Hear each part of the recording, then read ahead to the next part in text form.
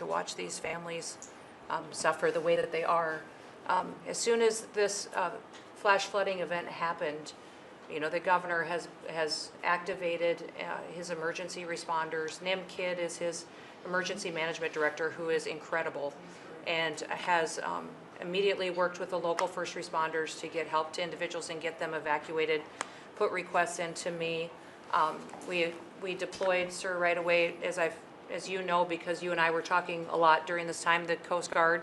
We also had some assets out of Customs and Border Protection. Our BORTAC teams went in and helped with rescues and clearing debris so that we could get roads open and people get the help that they need. I think when I got there the most, sir, that day, as soon as I arrived on site, was getting a briefing from all the emergency responders, was just how unified they were in focusing on the fact that we're there to save lives. They were there to rescue people, find people who were still alive, and to reunify them with their family members. We as a federal government don't manage these disasters. The state does. We come in and support them, and that's exactly what we did here in this situation. FEMA went to an enhanced level immediately, but as soon as you signed the major disaster declaration, we were able to get them resources and dollars right away, just like you envisioned, through state block grants to help them with cleanup. And we're still there in presence, and FEMA's been deployed, and we're cutting through the paperwork of the old FEMA, streamlining it much like your vision of how FEMA should operate, and it's been a much better response to help these families get through this terrible situation. We still are looking for people. We're still looking for a lot of little girls and other family members that were camping along that river, and they will continue until they find every single person, and we will continue to help them and assist in that. I was surprised when I got there at the camp that day, right after this happened, the parents that were there, the parents that were looking for their children and picking up their daughter's stuffed animals out of the mud and finding their daughter's shoe that might be laying in the cabin, and just hugging and comforting people matters a lot. I'm extremely grateful for God's hand in that whole situation, because hundreds and hundreds and hundreds of people were saved. And this is a time for all of us in this country to remember that we were created to serve each other. God created us to take care of each other. And that when we do that, we are happier, we are more fulfilled, and we can walk alongside people on their worst day and help them get through it and come out the other side, knowing that we can continue to live a life that God has purposed for us. So they're grateful for you. Several times the day after the flooding, you and Melania were on the phone with me, and I want to thank you for that. That meant the world. I was able to tell many of those folks that I had been visiting with you, and that you had said, whatever they need, Christy, let's deploy it and get it down there and be helpful. And on Sunday, when the families were waiting at a church to identify their children's bodies, Franklin Graham and I called in and prayed with the families and read some scripture with them, and he was incredible in making himself available to that as well. We'll be back down there in a couple of days and continue to do all we can, but this is an unprecedented event. It really is. There's been tragedies like this around the country, but everyone is unique in different situations, and the response the federal government had supporting the state through this, I'm proud of the people that stepped up and immediately came. The Coast Guard, when they came in, they had a difficult time even getting the aircraft in and landed. They had to try several times in the weather to get it in and deploy, and I think we've heard about our one Coast Guard member that was responsible for saving over 165 people, but that entire crew did incredible work. And all the first responders there did incredible work. And I know people are getting tired now, but they're getting reinforcements and volunteers are showing up. And I just want to commend the governor and his team for being the leaders. And they're so thankful that you're letting them make the decisions and manage the response like it should be. And then us supporting them with the resources of the federal government. We've already deployed dollars to the state, much like the block grants that you've talked about. Right. So they're grateful for that, sir. Okay. there's never been a wave like this outside of the breaking of a dam, because this was almost a wave that ended up being 30 feet high, more actually. Now with a dam you can understand it, but this approached almost with that speed. When you see a dam break, it's not a pretty sight. It wipes out everything, and this is the kind of thing that built up so fast. And it's happened 2 or 3 times before over the years, but not to this extent. But tell them when you met, picking up the daughter's clothing. And I had walked through so the sad. cabin where all the little girls died, and I had kind of fallen apart in there, but I walked out of the cabin, and a gentleman was standing there, and he said,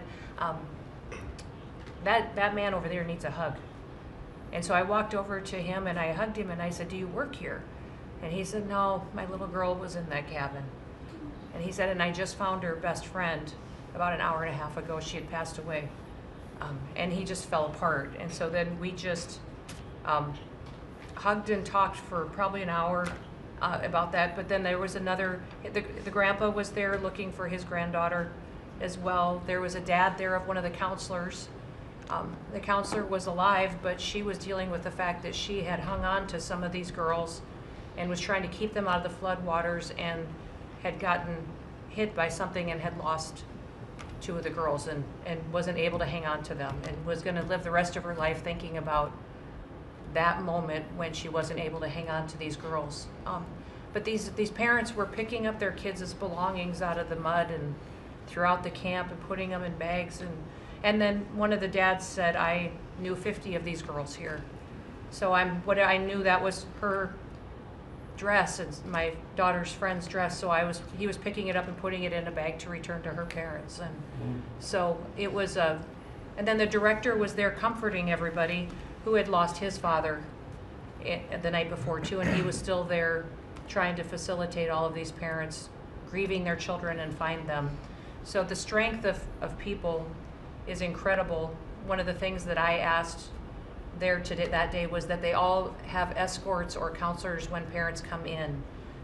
So from that point, that when they came into the camp, that they have somebody with them when they're going and looking for their children's belongings or looking for their children. And so, very emotional, but also just so tragic.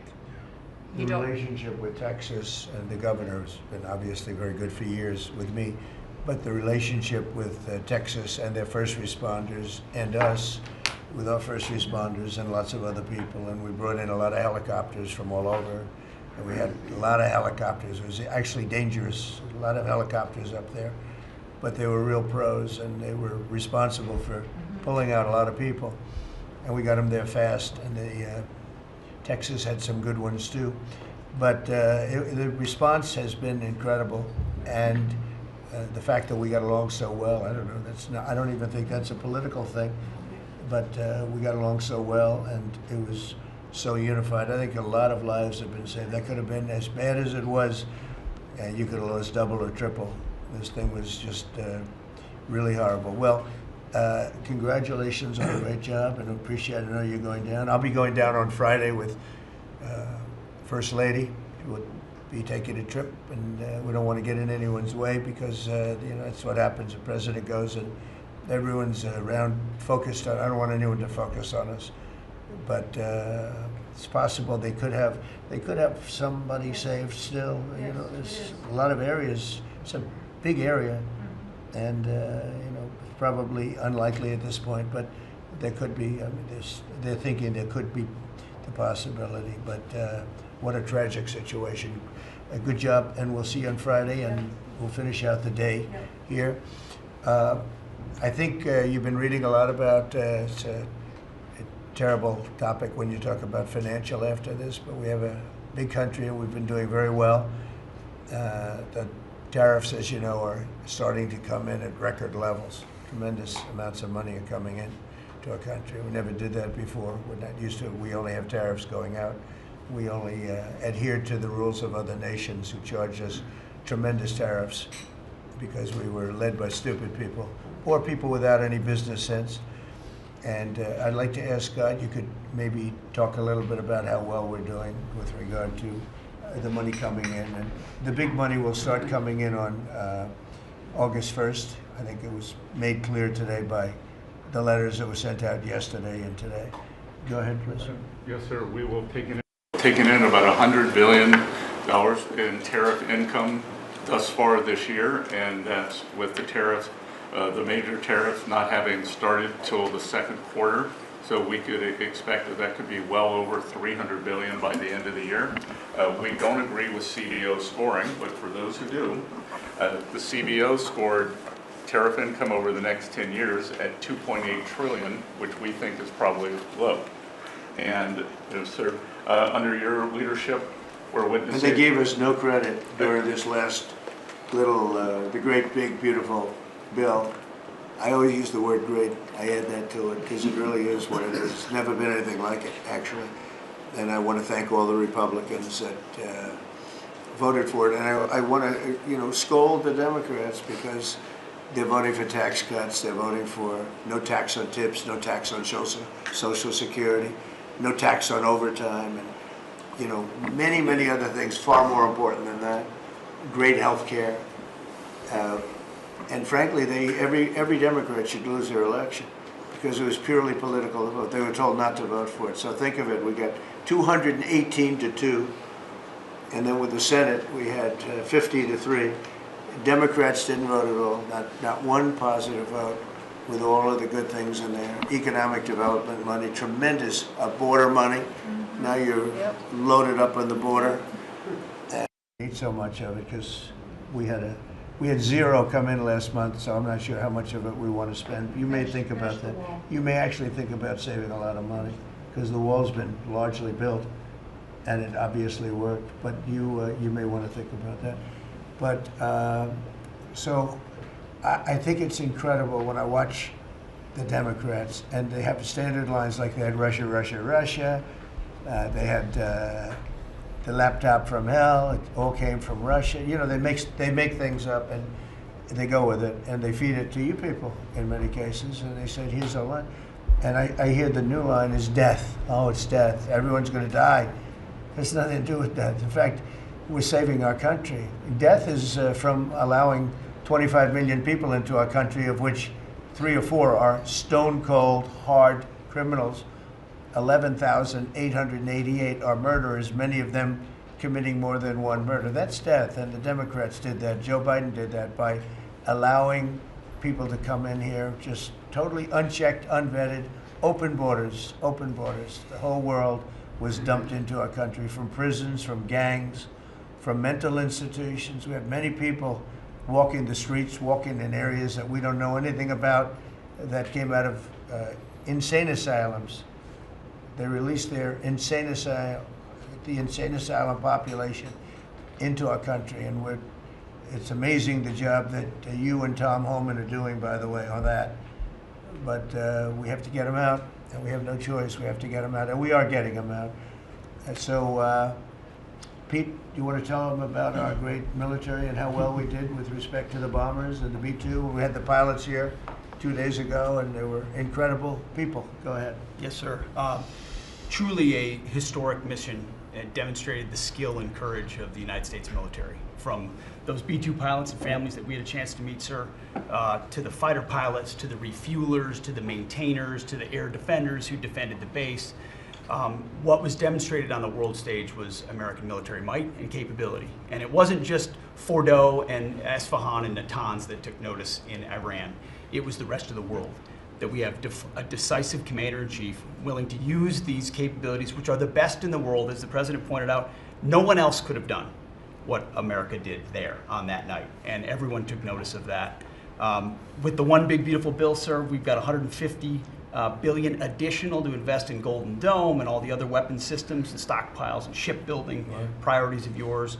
Another month, another historic recruiting bump. It's not just the Army and the Marine Corps anymore, it's the Navy, the Air Force, and the Space Force, all historically ahead of where they've ever been. So historic spirit inside the military. We had a chance to be at NATO, Marco and I, and see how the world responds to us saying it's time for you to shoulder the burden and take the lead for your continent. That only happens with President Trump leading, and we're proud to be a part of what's going on at the border, sir. with now a 4th national defense area where we're helping get to that number 0 and securing the border. But that mission, Operation Midnight Hammer, re-established deterrence. It reversed what happened in Afghanistan. You saw the debacle of what Biden allowed to happen in Afghanistan and what that did to our image. President Trump said, with Operation Midnight Hammer, we're reestablishing American leadership and deterrence, and we're proud to be a part of it, sir. And our so-called enemies were watching. They watched every minute of it. They watched. There was very few people that weren't watching, actually, but they watched every minute. It was a perfect military performance, the likes of which we haven't seen in a long time. I mean, if you compare that to the same country, the hostages from years ago, Jimmy Carter, it was unfortunate for Jimmy Carter. He was a nice man, but with the helicopters going down, the sandstorms, the prisoners, they got captured, then the election and the prisoners and Reagan and all the problems. It was nothing but problems. And that was a failure. And ours was not only the pilots. I mean, those machines flew for 37 straight hours. They didn't stop. They went skedaddle. You know the word skedaddle? It means skedaddle. They dropped the bombs and somebody said, skedaddle. Let's get the hell out of here. And every bomb hit its mark and hit it incredibly. And as you know, the Atomic Energy Commission said it's gone. That place is gone. We had a lot of fake reporting, mostly from CNN, where the scammer writer, a writer for CNN, who should be fired, by the way, she was involved with the 51 fake intelligence agents, if you remember that. She did that story, created a story out of it. She created a story out of the laptop from hell, saying it came from Russia, but it actually came from Hunter Biden's bedroom, or worse.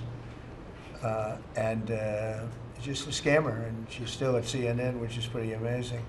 But we'll ask you a question about her. But they came up with this concept that maybe the attack wasn't that good.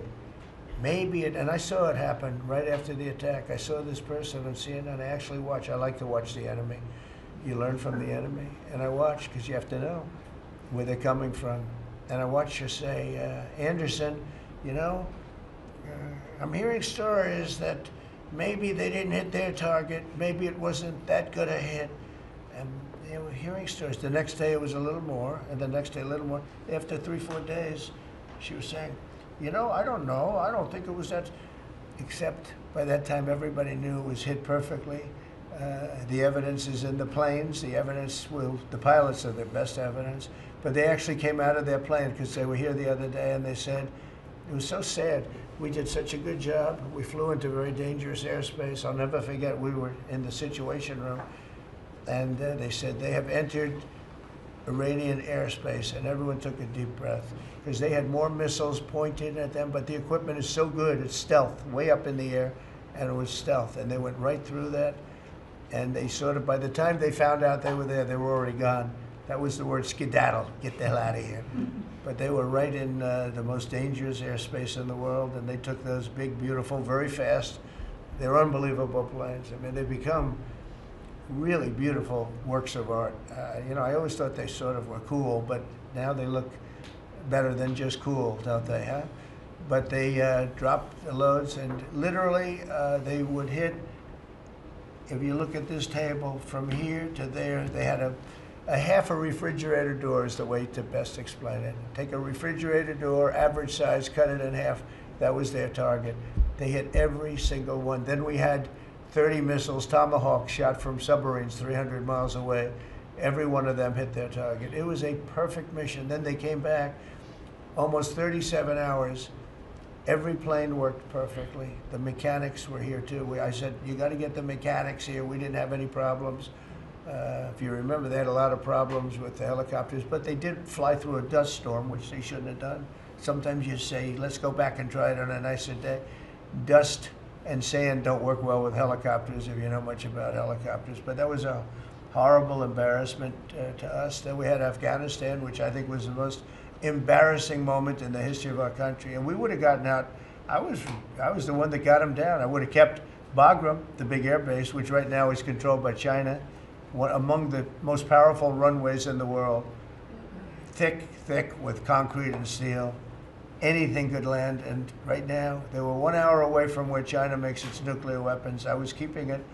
outside of that, we were leaving, and I would have been out faster than them, but we would have gotten out with strength and dignity.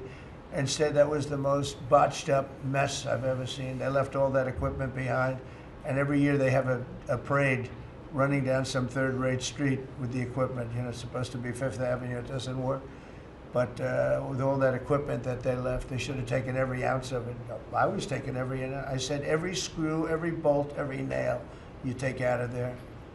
And Millie said, I remember one time, sir, we're better off leaving the equipment. Why? Well, it's cheaper. I said, cheaper? You mean it's cheaper to leave a $150 million airplane rather than flying it into Pakistan or India or someplace, or just flying it straight home? It's cheaper. Yes, sir. That's when I knew he was an idiot. Didn't take long to figure that one out. But they left all that equipment, but they left their dignity behind. It was the most embarrassing moment, in my opinion, in the history of our country. Not that we got out, we should have not been there, but that we got out the way we got out, with great embarrassment and death. You had 13 young people. I've gotten to know their families very well, but you had hundreds of people killed that nobody talks about. You had the other side, many people were killed. Many people are walking around with no legs, no arms from that whole thing. They left from the wrong airport. They should have left from Bagram, because Bagram was a big base with hundreds of miles of fencing and territory around it. Nobody would be able to get near it, and they left. So, we've done a great job, and I think people are really starting to see it. They're starting to appreciate it. Pete's done fantastically. That mission was a work of art, and I have spoken to some of our perceived, I don't know if they're enemies, but they're perceived as being potential enemies. And they essentially said the same thing, very impressive. There wasn't a thing that we didn't lose an engine. We didn't lose it. They landed and they were cheered. But the sad thing was they were cheered, and one of the pilots said, we were a little concerned because when we got out, we were told that on television they were reporting that we may have missed our targets. Sir, we hit every target. That's what I do for a living. We hit every target. In fact, when the bombs hit, a yellow haze came over the horizon that I've never seen before. It just lit up the whole horizon, brighter than the sun. It was like looking into the sun. He goes, we hit our target, because you know what that was exploding. And but they were a little downbeat because they listened to that fake CNN reporting and the fake New York Times. They worked together to try and say that it wasn't perfect. They couldn't say they missed. All they could say is, maybe it wasn't perfect. And you ought to fire that reporter immediately. You should fire her. Real fake. And so I just want to congratulate those pilots. And a lot of people don't like bringing things like that up. I do. I always like confronting, because otherwise the public doesn't know that you're a bunch of crooked people. But they know, they've learned, and the media has to straighten out their act. The media's down to 17% approval. You got to do a little better than that. It's important for the country that you do better. I think they ought to make a lot of changes. I think changes are going to be made to the media, but it's hard to have a really successful country if you have a corrupt media, and we really have a corrupt media. And nobody really knows why. I mean, why would you want to have open borders and criminals pouring into our country? Why would you want to have men playing in women's sports, transgender for everyone? You'll have to figure that out. But some of you don't. I mean, I'm looking at some people, they love the country, but I look at other people and they can't. But we're really proud of our military. It was, and the people that maybe don't like us or want to play games with us, because I think that had you not had the situation in Afghanistan, I don't think Putin would have gone in. I think when Putin looked at how stupid and incompetent that operation was, he said, wow, this might be a chance. And we're dealing with him now too. We're not happy with Putin. I'm not happy with Putin. I can tell you that much right now, because he's killing a lot of people. And a lot of them are his soldiers and their soldiers, mostly. And it's now up to 7,000 a week. And I'm not happy with Putin. Okay, any questions? Yes. Yes, sir. You just said you're not happy with Vladimir Putin. Is there anything that you plan to do to act on that feeling of unhappiness? Well, I wouldn't be telling you. Don't we want to have a little surprise? One of the things we did with the attack is that You asked that question. I didn't mean to be rude, but I'm in a rude because I'm looking at some of these crooked people up here, so I'm rude. But your question was asked very nicely. But one of the things we did is we went over every fact. We wanted to get every fact straight. We wanted to have the distance straight, the number of pilots straight. Everything had to be correct because we want to be. This was a very important mission. If we failed on this mission, it was beyond the war that, you know, obviously we had with Iran and Israel, and a lot of hatred, a lot of years and years of hatred, centuries of hatred. People have never seen anything like it. So we wanted to be correct with all our facts. So, you know, what I was doing is just asking, it would be great if the media would be correct with their facts. That's all we ask for. So, go ahead. So finish it up. Oh, yes. Just returning back to Russia, if there's anything that you would signal about your displeasure with them. Well, look, I'm very unhappy with them. There's no reason for this. It's turned out to be tougher, but it's only tougher. And I will say the Ukrainians were brave, but we gave them the best equipment ever made. We gave them the anti-tank busters that knocked out tanks. I mean, you just aim them in the direction of the tank and the tank is gone. We gave them missiles, the latest and the greatest. They were able to shoot down a lot of things that would have normally wiped out.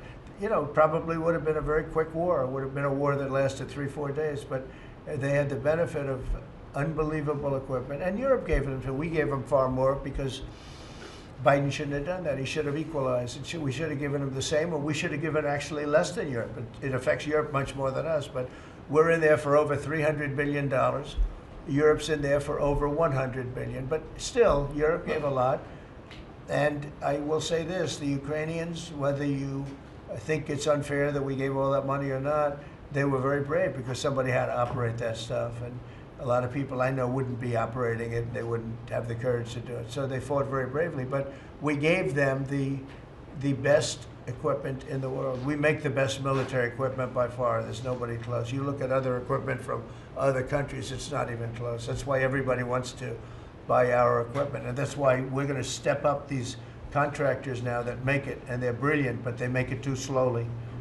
And we have to step them up, Pete, and let them make it at a much higher rate. Unfortunately, we have to do that.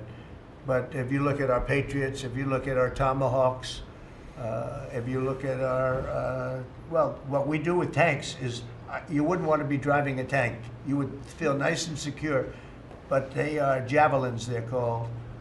And I gave them the javelins. Remember they said Trump gave the javelins and Obama gave them sheets, right? They called Obama at that time. Barack Hussein Obama, if you haven't heard, did a terrible job. But that was a war that should have never happened, and a lot of people are dying, and it should end. And I don't know, we get a lot of bullshit thrown at us by Putin. For you want to know the truth. He's very nice all the time, but it turns out to be meaningless. Do you want to credit him? Lindsey Graham has a sanctions bill on Russia. Do you want him to vote? I'm looking at it. Yeah, no, I'm looking. The Senate is passing and passed a very, very tough sanctions bill. Yeah, I'm looking at it. Can you sign that? It's an optional bill. It's totally at my option. They passed it totally at my option, and to terminate totally at my option. And I'm looking at it very strongly. Yesterday you said you want to see more. Go ahead, please. The Council of Economic Advisors released a new report saying that imported goods have actually decreased in price from December through March. Well, my question is, with the tariffs. Well, the Fed chairman keeps saying that